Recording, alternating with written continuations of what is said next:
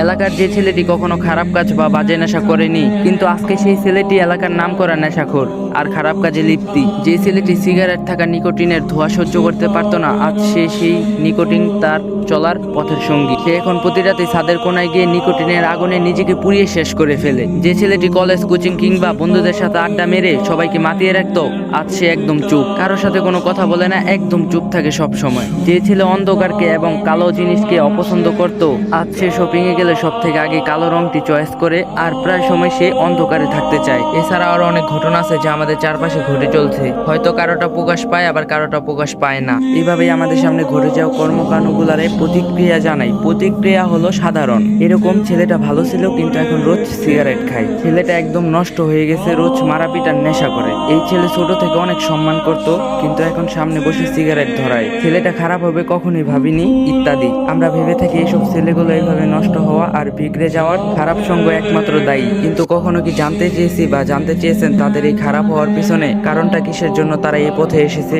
একটা ছেলে শুধু খারাপ সঙ্গ পেয়ে নেশার জগতে পা দেয় না, এর পিছনে জড়িয়ে থাকে পারিবারিক সমস্যা, না হয় কাছের মানুষের দেওয়া কষ্ট আর অবহেলা। আমাদের সমাজের প্রায় অর্ধেকের বেশি ছেলে নেশায় আসক্ত হয় প্রেমের বিচ্ছেদের কারণে, আর অল্প কিছু ছেলেরা হয় পারিবারিক সমস্যার কারণে। তখন এরা বেঁচে থাকার জন্য এবং পুরাতন স্মৃতিগুলা ভোলার জন্য নেশার জগতে পা দেয়। আচ্ছা, কতটা কষ্ট পেয়ে একটা ছেলে চোখের পানি ফেলে? হ্যাঁ, আপনাকে জিজ্ঞাসা করছি যে এই গল্পটা শুনতেছেন। আমার জানা মতো একটা ছেলেকে কখন আপনার সামনে বসে তেমন একটা কান্না করতে দেখবেন না, কারণ সে জানে সবার সামনে বসে কান্না করলে তাকে নিয়ে হাসি ঠাট্টা তামসা করবে। তাই সে নীরবে তার কষ্টগুলাকে বুকের মধ্যে লুকিয়ে রাখে, কারণ ওইখানে লুকিয়ে রাখলে কেউ দেখতে পারবে না, একমাত্র আল্লাহ ছাড়া। রাতে অন্ধকারে ঘরের এক কোনায় বা বিছানার উপর শুয়ে নিঃশব্দভাবে দু চোখের পানি ফেলে কেঁদে যাবে। চিৎকার দিয়েও সে কাঁদতে পারে না যদি তার বাসার কেউ কান্নার শব্দ শুনে যায়। বাসায় যে ছেলেটি খুব হাসি খুশি থাকতো, প্রাইভেট বা আড্ডা দিয়ে সবাইকে মাতিয়ে রাখতে পারতো, আজ হয়তো তার ভালোবাসার মানুষের কাছ থেকে অবহেলা পেতে পেতে দিন দিন এত বদলে গেছে যা কল্পনার করার বাইরে। আগের মতো আর কারোর সাথে মিশে না, মন মরা হয়ে সবসময় একা থাকতে চায়। তো গাইস, পার্ট 2 দিতে অনেক লেট হয়ে গেছে, তো আপনারা কিছু মনে করেন না।